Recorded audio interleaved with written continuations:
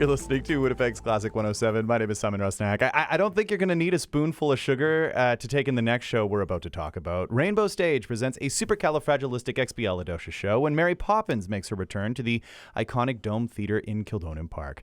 Running from August 15th through September 1st, Artistic Director Carson Nattrass has joined me in studio to tell us more. Good to see you, Carson. My goodness, thank you so much for having me. I spend every night listening to this music, and it has lifted my heart and my soul, and I feel so blessed to have all this music in my life. Oh, how could you not? One thing I did want to begin by asking you is, assuming you didn't travel here by parrot-headed umbrella, you didn't kind of fly in like Mary Poppins does? Doesn't everybody? Oh, no, of course. Yeah, you've left it outside the studio. I think Mary Poppins has it in reserve so she can return to Rainbow Stage herself over the next few weeks. I was just looking online. It's been over a decade since she and this show was last in Winnipeg. Why was now the time for Mary Poppins to return to town? Well, you know, she returns when you need her most. And it's our 70th anniversary. We just premiered our first world premiere in our 70-year history.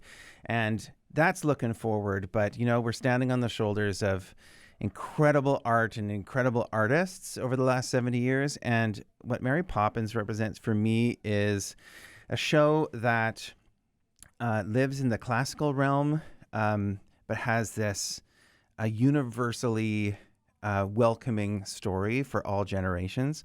So my favorite thing as a steward of this organization and witnessing patrons come in is seeing grandparents who watched it when they were kids, bringing their kids who watched it when they were kids, and now their grandkids are with them too. And it's like this full family event. And introducing Mary Poppins to a new generation is important. This is something that we've talked a lot about whenever we have you on the show, is the fact that this is theater for the whole family. And it's also theater that resonates across the whole family. And Mary Poppins is one of those shows. And when you announced this 2024 season, I was thinking the exact same thing. I was thinking, like, what a wonderful counterpart to this brand new world premiere Mabuhay that kicked off the season, and now to go with this absolute classic. I mean, this is based on the 1964 film, the one starring Julie Andrews in that title role. Can we chat more about who's going to be performing as Mary Poppins in this current production in 2024? Well, you know, it's a difficult role to fill because it's not... First of all, it's difficult to find a nanny who has an equal part of sternness and an equal part of an open heart. And Rainbow Stage is dedicated to Manitoba talent. And a young woman who got her start at Rainbow Stage in our 2013 production of Mary Poppins, Colleen Furlan.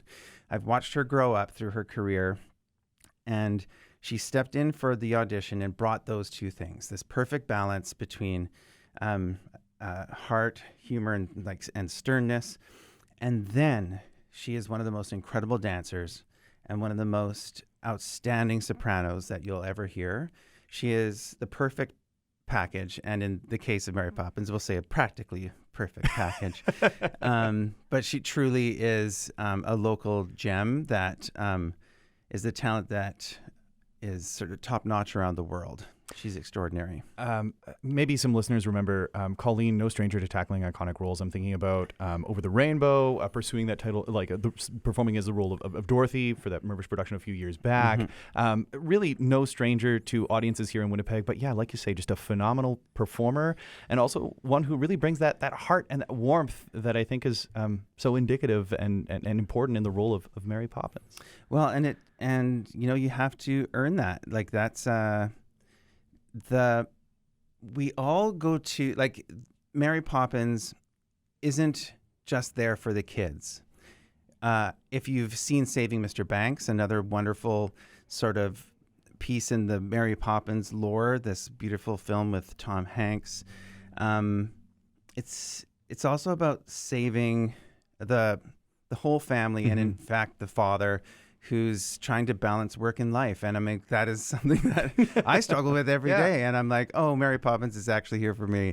And truly, like, I feel like the audience is going to go on an adventure and also be saved in their own way. You know? So tell us about who else is in this cast alongside Colleen Ferlin as Mary Poppins. We have returning to Rainbow Stage after debuting in The Little Mermaid last year is Joma Frith, who's playing Bert. And my goodness, this is a huge talent in Canada, and he is so welcoming. So he takes us on the journey, and he's so talented. He can play all the different parts that Bert plays in the Mary Poppins stories. Yeah, all the jobs.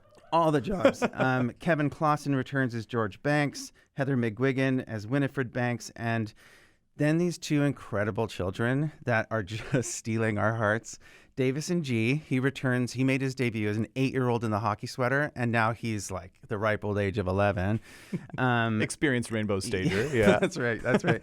And making her debut is Isla Horner as Jane Banks, and she is a firecracker. And the two of them truly, like, you can leave these two 11-year-olds on stage, and they'll hold that incredible giant theater all by themselves, and they're leaders in their own right. It's awesome. A testament to Rainbow Stage nurturing that next generation of talent, right? Just watching these careers take off and over decades, but also kind of growing up so quickly too. One of the other things that I wanted to mention as well is the creative team that has been assembled to realize this vision of Mary Poppins, one led by Alexandra Herzog. Tell us a little bit about what the 2024 Rainbow Stage Mary Poppins production looks like. Well, we're revisiting the design from 2013, but then we're bringing it into today's sort of experience. And Alexandra is making her directorial debut at Rainbow Stage, having choreographed The Little Mermaid last year, Cinderella, and she's brought, she dove into the books, and so there are these little elements that I'll ask her about, like, why does this theme keep coming back? She's like, it's from the books. They go to Mrs. Corey's talking shop, and Annie and Fanny, their kids, are on stilts. And I was like, where did this idea come from? Well, the books. And so she's done all this research, and it's really made this her own production. So if you also saw it in 2013, you're going to see a lot of new stuff. And then we're excited to bring Josh Asor back to Rainbow Stage, who has performed. I've been on stage with him myself. But he left Winnipeg to join the Broadway company of, guess what, Mary Poppins. And so he's come back to Rainbow Stage to bring his experience from this show. And you should see what it does for the dancers in the community, because they're seeing a version of themselves who've gone to Broadway and are coming home. And they just are like, their ears are open, their feet are ready, and they're kicking their faces. It's just awesome. Just so fantastic indeed. You mentioned those books by P.L. Travers, the original inspiration for Mary Poppins. You mentioned The Saving Mr. Banks, Mary Poppins Returns with Emily Blunt and Lin-Manuel Miranda. But I mean, Mary Poppins, the original, the 1964, is that sort of benchmark forever, at least for me. I'm curious, what do you think it is? You've already spoken to this, but if you could just speak a little bit more, Carson, to the idea of the enduring legacy of Mary Poppins and what keeps us coming back to her no matter our age. Right. It's the source material obviously got in the bones of our culture, and it's not going anywhere.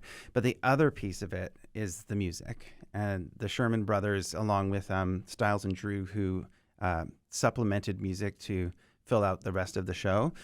That's probably the most it's like a most invasive thing to our minds and our hearts. And yes, there are these, I think it won Academy Awards for special effects and stuff like that. But ultimately, it's Chim Chim Cheree going through your head all day, or Supercal, or for me, it's Step in Time. There's nothing like that one gets in my body and in my heart, and then I sing it all night long. These tunes are, and the authors are famous for getting those earworms in there, but this isn't a negative thing. This is nothing I'll complain about. Having these songs in my head is a gift. Yeah, I don't think anyone will. And like you say, it is the music that really helps drive this whole production. A marvelous one, I'm sure it will be. Tickets available through the website, rainbowstage.ca, right? Correct. Or over the phone at 989-0888. And we have Supercal Sundays, so Sunday evenings.